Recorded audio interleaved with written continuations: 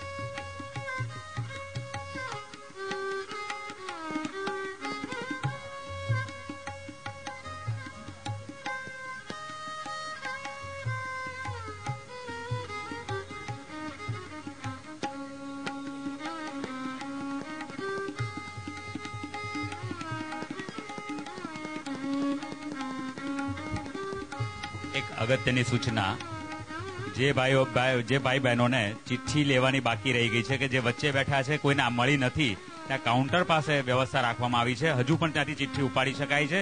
અને હજુ બીજી એક લોકોમાં મિસઅન્ડરસ્ટેન્ડિંગ છે કે આજે ને આજે, તો એવું નથી. એ જ્યારે પણ તમારે થોડા દિવસની અંદર જ્યારે પણ સગવડ થાય ત્યારે તેની રકમ જમા કરાવી શકાય છે.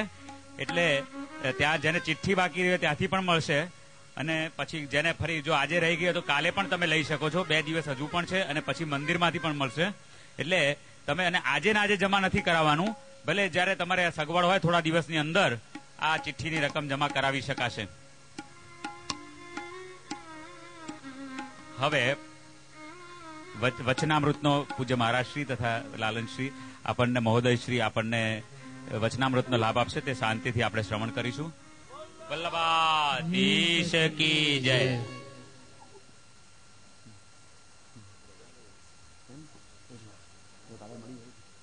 હા, હવે હું પૂજ્ય જયદેવલાલજી મહોદયશ્રીને આપશ્રીના વચનામૃતના રસપાન કરાવવા વિનંતી કરું છું.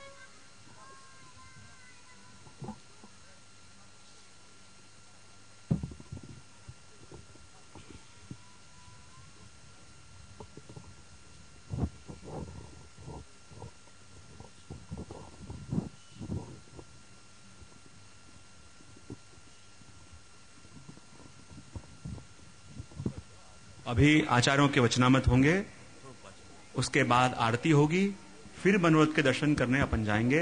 तो सभी अपनी जगह बनाए रखें और वचनामृतों के लाभ लें.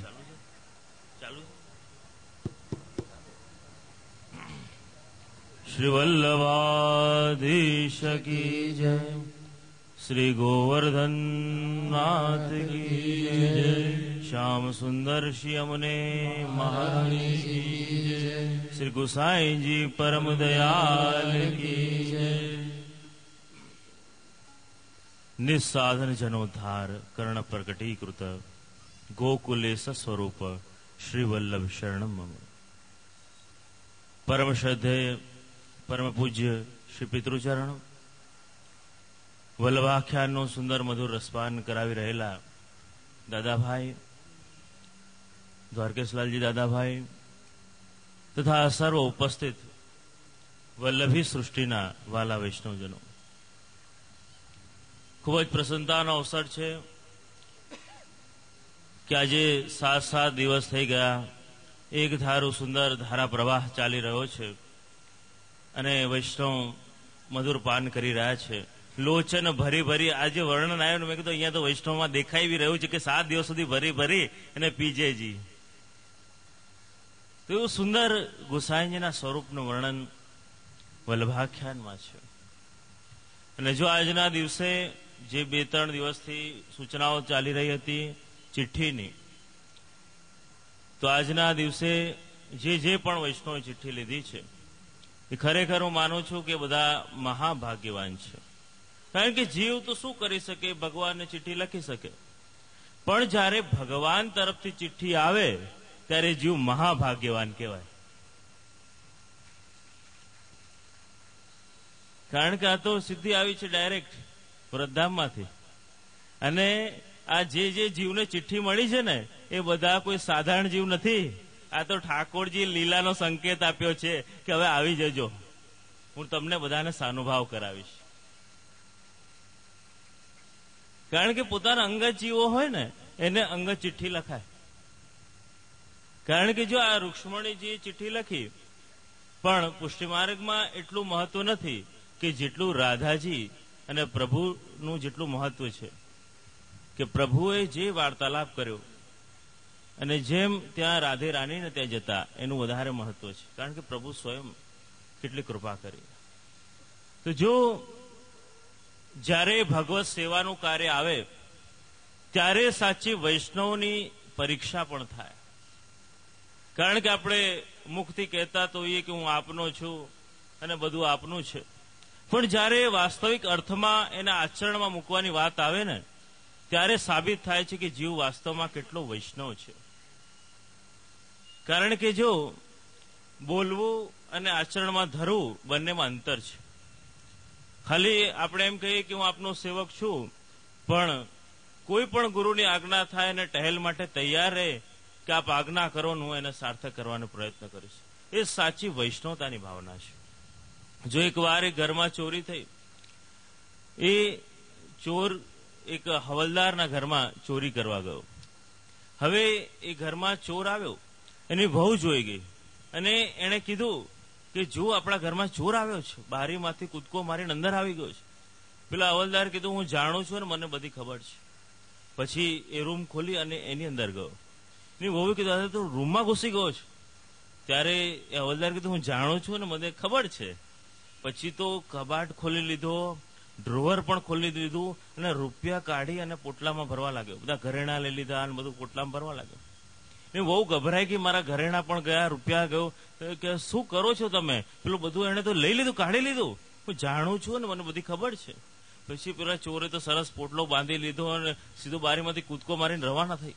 પેલા કીધું કે એની વહુએ કીધું કે તમે આ શું કરો છો? પેલો ચોર લઈને જાય છે, કૂદકો મારીને બહાર નીકળી ગયો. તો પેલા કીધું હું જાણું છું ને મને ખબર છે. અરે ધૂળ પડી તમારે જાણવા ઉપર, પેલો તો ચોર લઈને નીકળી ગયો, તમે કેમ કઈ કર્યું નહીં, તમે કેમ હલ્યા નહીં?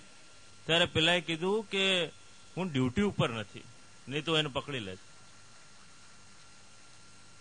તો આપણે પણ ક્યાંક એવી ભૂલ ન કરી દઈએ કે જયારે ખરેખર સેવાનું કાર્ય આવે, ગુરુની આજ્ઞા થાય, ઠાકોરજીનો એ સંદેશો આવે અને આપણે કહીએ કે આમ તો બધું બરાબર છે, હું ડ્યુટી ઉપર નથી, હમણાં મારી તૈયારી નથી. તો આ એવી હવલદાર જેવી વાત થઈ જાય. કાં તો જયારે ગુરુની આજ્ઞા થાય ત્યારે જીવ તૈયાર રહે. હરસાની જેમ, હરસાની જયારે વલ્લભને જોયા ત્યારે વિચાર નથી કર્યો કે હું ક્યાં ઉપર બેઠો છું હરસાણીજી સીધો ઉપરથી કૂદકો લગાવી દીધો હતો. જ્યારે હરસાણીજી પહેલી વાર વલ્લભને જોયા, જીવ જ્યારે ગુરુને મળે, વલ્લભને મળે, પ્રભુને મળે, ત્યારે એને પોતાના દેહની સુધી ના રહે, ત્યારે એની ચેતની અવસ્થા વાસ્તવિક અર્થમાં નિરોધ એને થયો કહેવાય. કે જીવ પોતાની જાતને ભૂલી જાય અને ભગવદમય બની જાય, ગુરુમય બની જાય, ત્યારે જ એ જીવની સાચી વૈષ્ણવી અવસ્થા